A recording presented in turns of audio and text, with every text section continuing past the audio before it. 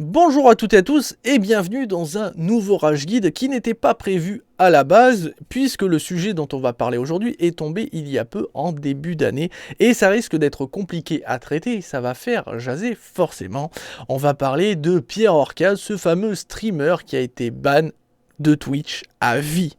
À vie, ça veut dire qu'il n'a plus le droit de stream, il n'a plus le droit de s'afficher sur Twitch dans des lives d'autres personnes, et en plus de ça, ses collègues de travail, s'ils osent défendre ses propos, disant que Pierre Orca n'a rien fait de mal, peuvent risquer d'être ban aussi. On est dans quelque chose d'extrêmement compliqué, comme vous pouvez le constater. Mais je vous vois venir, vous allez me dire, mais attends, des streamers qui sont bans, il y en a plein. Pourquoi tu en as pas parlé avant? Et pourquoi lui particulièrement, il n'est pas connu? Encore, ça serait un Zerator ou un Mister MV ou pourquoi pas un PewDiePie. Là oui, Guide. Et Pierre Orca, quoi, le mec, il n'est pas connu. Mais détrompe-toi quand même, parce qu'il a réussi à se faire pas mal de relations dans le milieu, puisqu'il a travaillé entre autres dans la boîte de Zerator, puisqu'il est plutôt bon en tant que musicien, donc il a fait quelques musiques.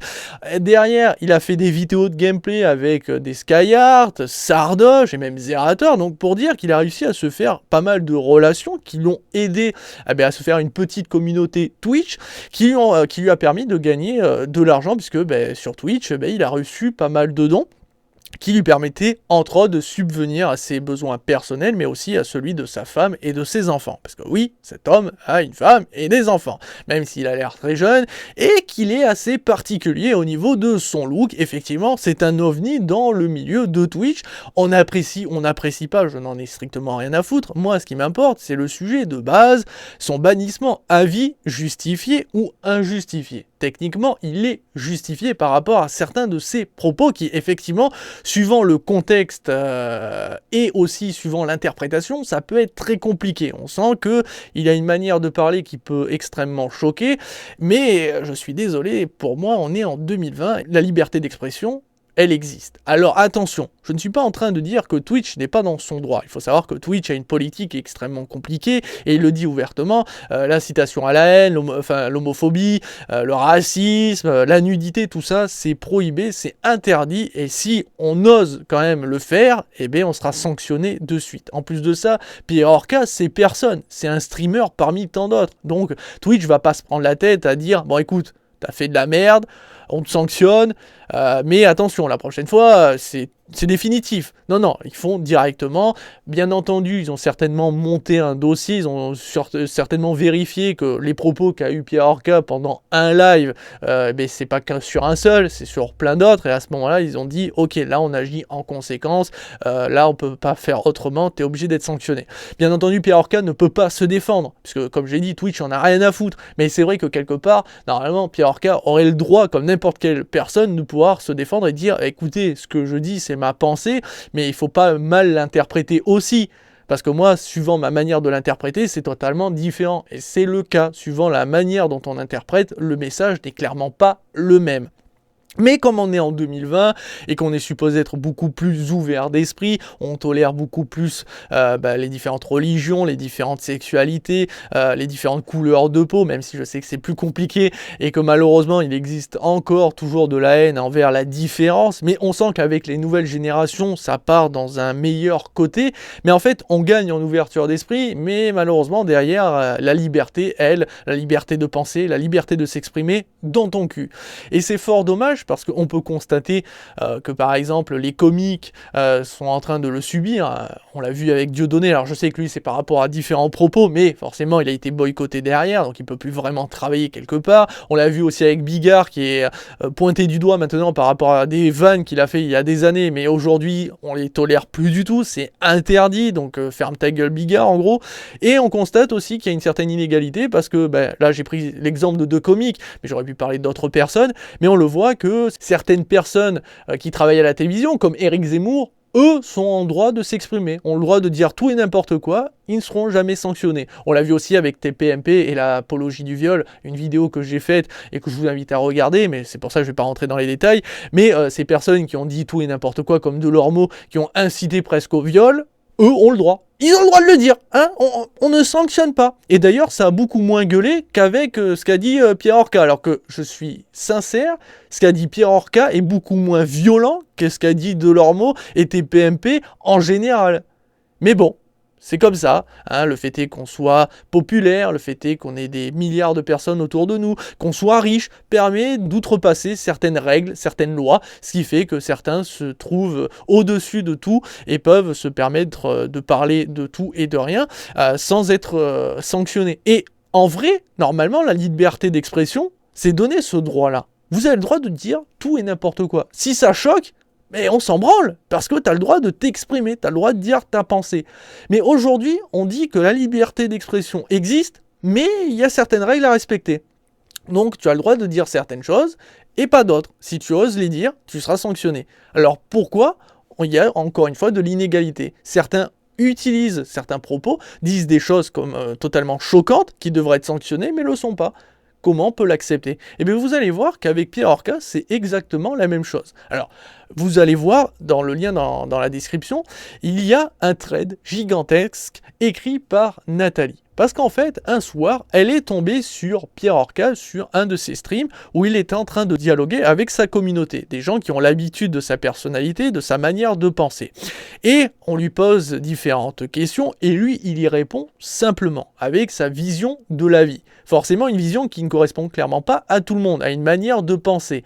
Et Nathalie a entendu des choses qui l'ont choquée, heurtée, et il faut savoir que Nathalie est une féministe, c'est écrit, une pucelle du web, et une partenaire Twitch. Donc ça veut dire qu'elle pèse, parce qu'en plus, elle est suivie par des streamers extrêmement connus, comme Crane ou encore Exerve.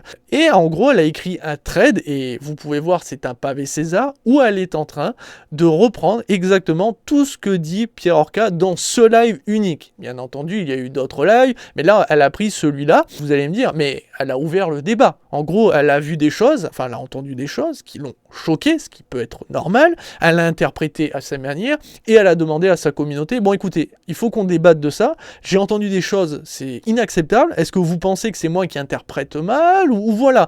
En gros, elle ouvre le débat. Non, mais non, c'est une féministe, tu déconnes. Non, le dialogue, c'est pas leur point fort. Il faut attaquer de suite. Donc, en gros, ce qu'elle a demandé, c'est qu'après avoir montré toutes ses preuves, et en crachant littéralement sur Pierre Orca, en se foutant de sa gueule, sur sa manière de s'habiller, tout ça, et il faut voir, hein, il y a beaucoup de réponses totalement dégueulasses envers sa personne, je l'ai dit encore une fois, on peut ne pas l'apprécier, on peut se foutre de sa gueule, vous faites ce que vous voulez, mais vous verrez qu'il y a des choses dites dans son thread qui est totalement scandaleuse, mais qui ne seront jamais sanctionnées, forcément avec un nombre conséquent de signalements. Twitch a directement réagi et sanctionné. À la base, c'était plusieurs mois, sauf qu'ils ont ouvert un dossier et ils ont regardé, ils ont dû vérifier et ils ont découvert que, en fait, il a récidivé, qu'il l'a fait plusieurs fois et qu'il a eu des propos graves. Donc à ce moment-là, ils ont décidé de le sanctionner à vie.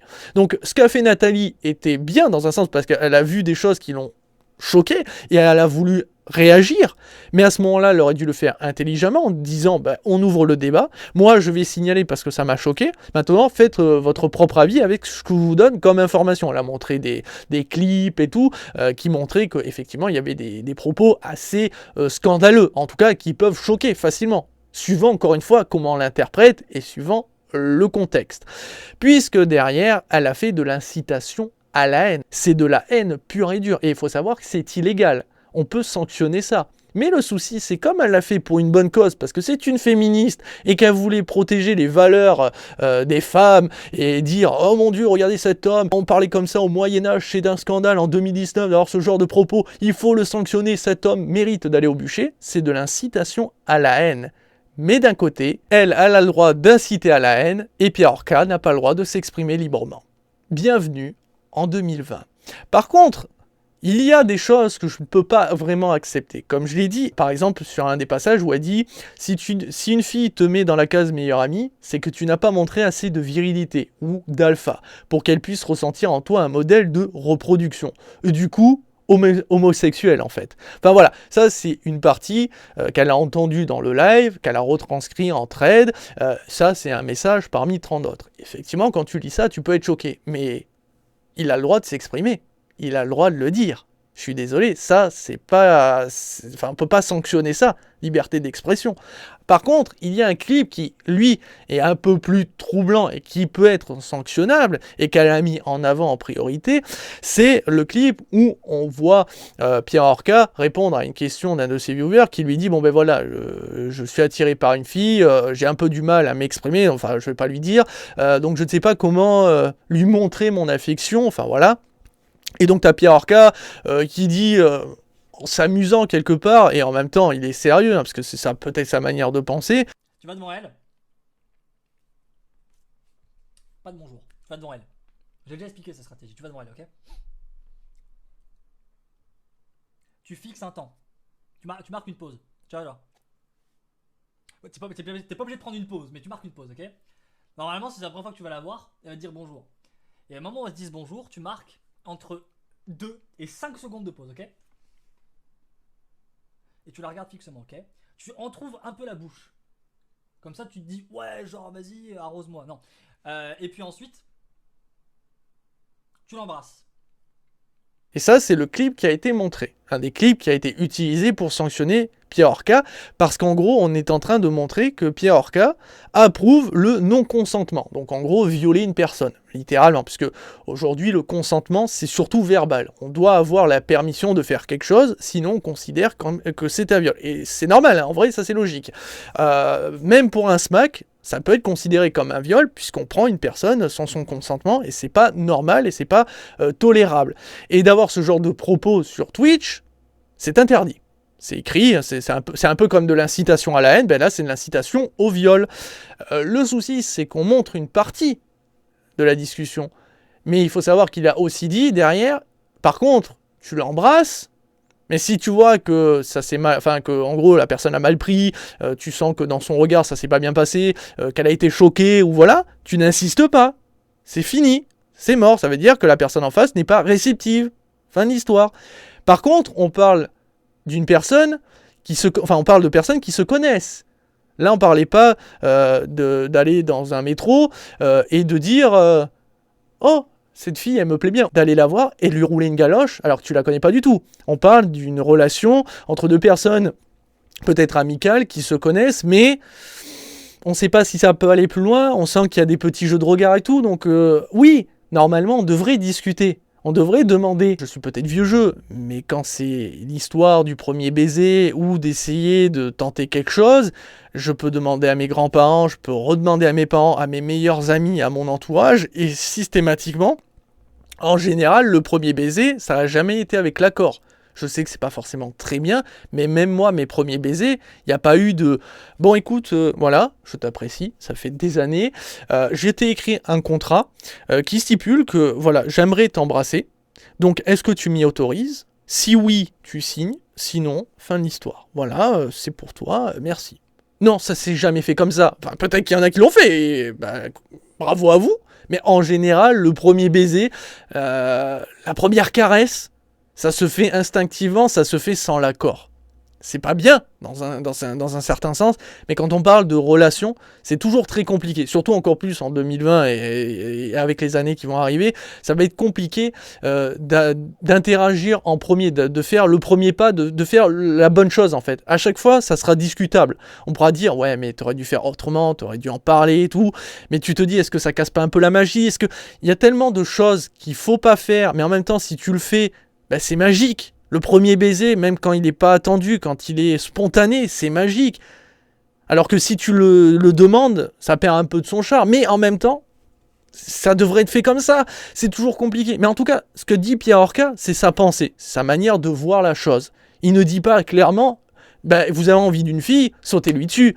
Bon, peut-être que dans sa manière de dire, on peut l'interpréter comme ça. Et c'est ça, en fait, le souci, c'est suivant notre interprétation, on va être plus ou moins choqué. Moi, ce que j'ai lu, ce que j'ai entendu de Pierre Orca ne me choque pas. Ce genre de propos, j'en ai entendu, et franchement, ça me fait pas grand-chose. C'est pas parce que je suis habitué, c'est juste que je sais poser le pour et le contre. Je sais aussi réfléchir, je sais me poser de bonnes questions. Or, le souci, c'est que beaucoup de personnes prennent les choses au premier degré sans ouvrir le débat, sans se poser des questions, en se disant, bon écoute, est-ce que, dans le contexte d'une relation amicale, de quelques années de relation, tenter ce genre de bisous, Est-ce que c'est si choquant ou pas? Vous voyez, ce genre de choses. Donc il y a manière de poser plein de questions, il y a manière d'ouvrir le débat. Et pour moi, en fait, ce qui se passe, c'est que effectivement, Pierre Orca a eu des propos totalement inqualifiables et vraiment discutables. Vraiment, c'est problématique. Mais c'est ses propos à lui. Encore une fois, il ne dit clairement pas « oui, violer les filles ». Par contre, s'il le dit, à ce moment-là, on peut le sanctionner. Mais ce qui me pose problème, c'est que ces propos-là, il a le droit de les dire normalement, et que derrière, Nathalie a voulu sanctionner Pierre Orca d'une bonne manière. C'est légitime ce qu'elle a voulu faire. Mais le souci, et il est là le souci, c'est que derrière, elle a fait de l'incitation à la haine. Elle a demandé à ce qu'on haïsse cette personne et à ce qu'on la sanctionne. Et elle l'a fait d'une mauvaise manière. Et pourtant, elle ne risque rien. Et pour terminer avec Twitch et cette problématique de l'inégalité, ce qui me fait marrer, c'est que d'accord, Pierre Orca a eu des propos extrêmement qui peuvent choquer. Et ça mérite une sanction. Mais ils ont décidé de le bannir à vie. Alors pourquoi une streameuse américaine, et vous pouvez voir sa vidéo qui circule sur tous les sites de cul, qui s'est masturbée, qui a fait quasiment du porno devant son live, pour l'histoire, elle jouait à Hearthstone, et donc elle a dit, bon ben j'arrête, et elle allait couper son stream. Sauf qu'elle a fait croire qu'elle avait coupé, mais qu'elle s'était pas rendu compte que ce n'était pas le cas. Et elle s'est masturbée comme si elle était normale et que personne n'était en train de la regarder. Sauf qu'en vrai, tout ceci était que magouille, histoire de faire des vues, etc. Normalement, dans la politique de Twitch, ça c'est sanctionnable définitivement. Ça veut dire qu'en gros, elle aurait dû être bannie à vie. Et pourtant, elle n'a été bannie que quelques mois. Peut-être années à la limite, mais aujourd'hui encore, elle travaille sur Twitch. Elle continue à faire des lives. Ça ne pose aucun problème. Parce que c'est une femme. Je ne sais pas. Honnêtement, je vous pose la question. Pourquoi on sanctionne Pierre Orca pour ce genre de propos et pour une femme qui se masturbe, on ne sanctionne pas? Et en plus de ça, de toute façon, la politique de Twitch est totalement scandaleuse. Je veux dire, un mec qui stream torse nu, on l'accepte, mais la nudité, c'est interdit. Je ne comprends rien à rien. Twitch, c'est du grand n'importe quoi. Il va falloir vraiment faire quelque chose sur votre politique. Mais bon, au final, pour terminer avec cette vidéo, je ne défends pas Pierre Orca, je ne le connais pas. Vous voyez ce que je veux dire? Mais moi, j'ai toujours des valeurs que je respecte. Moi, la liberté d'expression, c'est vital en fait. On a le droit de s'exprimer. Bien sûr, les plateformes, après, ont le droit de décider de sanctionner ou non. Twitch a le droit de dire, ouais, mais liberté d'expression, mais pas là. Non, là, vraiment, on ne tolère pas. Pourquoi pas? Par contre, ce que je ne tolère pas et je n'accepte pas, c'est qu'il y a l'incitation à la haine de la part de personnes et que ce n'est pas sanctionné. Ça, ce n'est pas acceptable. Et pour moi, elle devrait être punie. Mais bon, on en arrive de toute façon à un véritable problème. C'est que soi-disant, quand c'est pour protéger des valeurs, quand c'est pour le féminisme, tous ces trucs, on a le droit de faire ce qu'on veut. Mais une personne qui est posée, est en train de discuter avec sa communauté, est en train de blablater, et parle avec son cœur, parle avec son esprit, dit des choses qui peuvent choquer, parce que, encore une fois, suivant votre interprétation, suivant le contexte, ça peut être compliqué, et vous pouvez ne pas l'accepter, mais n'a pas le droit de le faire. On lui interdit de s'exprimer. Et ça, je trouve ça totalement incompréhensible, et c'est pas normal, en 2020. Mais bon, de toute façon, il faut être lucide. On vit dans un monde de merde. On vit dans un monde où, en fait, pour s'exprimer, il faut le faire d'une manière subtile. Ça veut dire qu'en gros, pour l'exemple, pour revenir avec ce baiser, il aurait fallu tout simplement dire « Attention, remettons les choses dans le contexte. Tu es dans une relation amicale où tu es proche d'une personne, tu sens qu'il y a un feeling, tu ne sais pas si ça peut aller plus loin. Première chose, tu devrais d'abord poser la question. Ça casse la magie, mais au moins tu seras fixé. Mais si tu as un peu de mal, essaye de tenter un bisou. Mais attention, pas un bisou forcé. Ça veut dire un bisou genre, vous êtes dans une salle de cinéma, vous êtes en train de regarder un film, ou vous êtes en pleine discussion, tu t'approches doucement d'elle, et pas lui sauter dessus en mode gros bisou, tu t'approches doucement, de plus en plus près, et si tu vois qu'elle recule, que vraiment elle a l'air débectée, ou que tu as réussi à l'embrasser, mais tu sens que malheureusement ça passe pas, tu t'excuses. Tu dis voilà, tu avais des sentiments, tu pensais que c'était réciproque, t'as voulu tenter quelque chose, t'arrivais pas à en parler. Voilà, ça a foiré, je m'en excuse et j'espère ne pas t'avoir brutalisé, parce que c'est quand même brutal, hein, un acte non consenti, même un simple bisou, ça peut vraiment brutaliser des personnes et les traumatiser, je le sais. Dire de cette manière-là, en fait, il faut être très subtil, il faut être vraiment minutieux dans ses paroles, il faut vraiment détailler, et pas parler en mode... sans réflexion, en fait. Comme tu pourrais le faire avec un de tes meilleurs amis, en mode, voilà, tu bois un coup, tu parles, ouais, embrasser une fille comme ça, ouais, je le ferai, regarde cette jolie fille là, je l'embrasserai là, comme ça.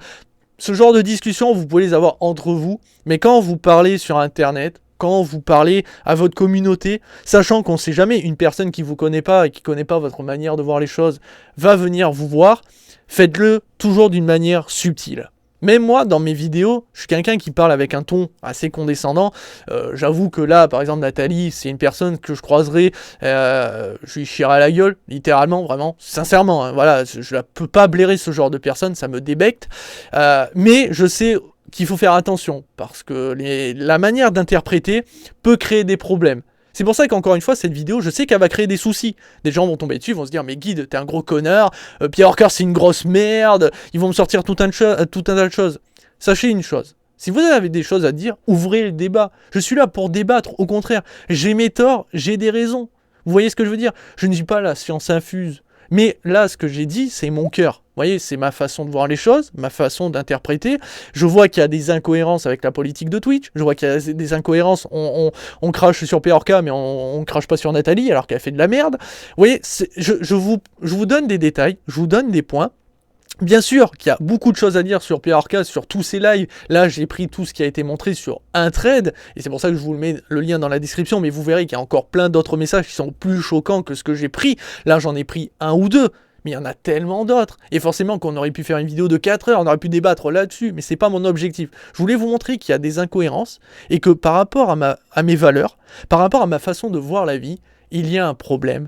Et qu'aujourd'hui, on devrait accepter la liberté d'expression, soit elle est totale, soit elle est réglementée. Et si elle est réglementée, donc ça veut dire que par exemple, les propos de Pierre Horka, on ne les tolère pas, d'accord, mais à ce moment-là, Éric Zemmour doit aussi en payer le prix. TPMP, suivant les débats qu'ils ont fait, ils doivent en payer le prix. Nathalie doit en payer le prix, parce qu'elle a fait de l'incitation à la haine, et ce qu'elle a dit, c'est très mal. Enfin, ce qu'elle a fait, en tout cas, la manière dont elle l'a fait, c'était pas intelligent, et c'est très mal, donc elle doit en payer le prix, et ainsi de suite. Vous voyez ce que je veux dire? Maintenant, c'est comme ça, on est dans un monde inégal, où soi-disant, dès qu'on vient de naître, on est libre de penser, on est libre de s'exprimer. En réalité, cette liberté n'existe pas, elle est fausse, même sur Internet, elle n'existe clairement pas. En fait, pour être libre, il faudrait créer sa propre plateforme et faire des vidéos sur cette plateforme, et là, à ce moment-là, tu serais seul juge, puisque tu serais sur ton truc à toi, ton territoire, là, tu aurais le droit de dire ce que tu veux, et si les gens ne sont pas contents, tu pourrais leur dire, allez vous faire foutre, n'écoutez pas, ne regardez pas. Alors que quand tu es sur une plateforme qui ne t'appartient pas, forcément, tu es obligé de te plier à des règles et accepter aussi la sentence. Mais comme j'ai dit, pour Twitch, il y a un moment, il va falloir faire quelque chose sur votre politique. S'il y a sentence pour des dialogues, il y a pour des propos, il y a aussi sentence pour de la nudité ou sentence pour aussi certains streamers qui sont allés très loin et qui n'en payent pas le prix. Hein, n'est-ce pas, celui qui a volé de l'argent? Hein, clin d'œil. Lui, il peut continuer à stream alors qu'il a volé de l'argent. Il a fait croire que l'argent allait partir à une association, et il s'en est mis plein les fouilles. Parce que soi-disant, il avait des dettes, il allait pas bien, mes couilles sur ton front, sauf qu'il n'en paye pas le prix. Il n'est pas banni à vie de Twitch. Bravo, le veau, comme on dit. Mais enfin bon, c'est un débat, de toute façon, perpétuel, qu'on pourrait avoir encore en fin d'année, qu'on pourra avoir en 2040, ou voilà.